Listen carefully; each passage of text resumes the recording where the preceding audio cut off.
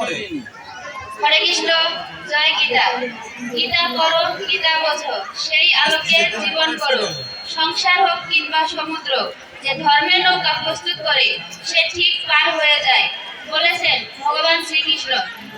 আজকে সিরাজগঞ্জ জেলা যুব সমাজ কর্তৃক আয়োজিত মহতী গীতা যজ্ঞানুষ্ঠানে যাদের অক্লান্ত পরিশ্রম করেছে তাদের প্রতি জানাই আমার গীতাময়ী ভক্তি ও প্রণাম।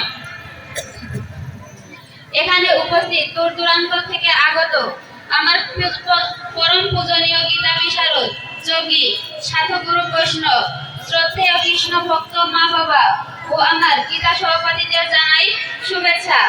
আমি আপনাদের সামনে পবিত্র গীতা থেকে একটি শ্লোক পাঠ ও সংক্ষিপ্ত আলোচনা করার চেষ্টা করব। আশা করি সবাই ধৈর্য সহকারে শ্রবণ করবেন। ওম তৎসৎ। ওম অখণ্ড মণ্ডলাকারং ব্যক্তমেন চরাচরং তৎপদং দর্শিতং येन তস্मै শ্রী গুরবে নমঃ। হে কৃষ্ণ করুণা সিন্ধু দীনবন্ধু জগৎপতে গোপেশ গোপিকা কান্ত রাধা কান্ত নমস্তুতে। ওম নমঃ ভগবতে বাসুদেবায়। অথ শ্রীমদ্ ভগবদ গীতা সপ্তদশ অধ্যায় শ্রদ্ধাত্রয় বিভাগ দ্বাদশ নং শ্লোকা।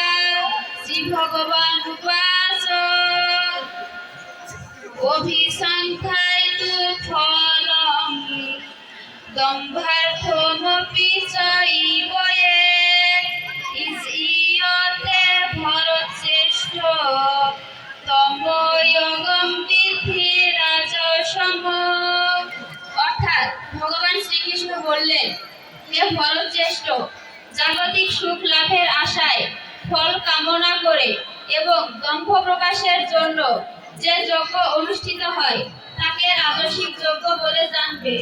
উপস্থিত ভক্ত সকল, আমরা সনাতন ধর্মাবলম্বীরা ভগবান শ্রীকৃষ্ণের মুখ নিঃসৃত বাণী পবিত্র গীতা থেকে জেনেছি যে পৃথিবীর সকল মানুষের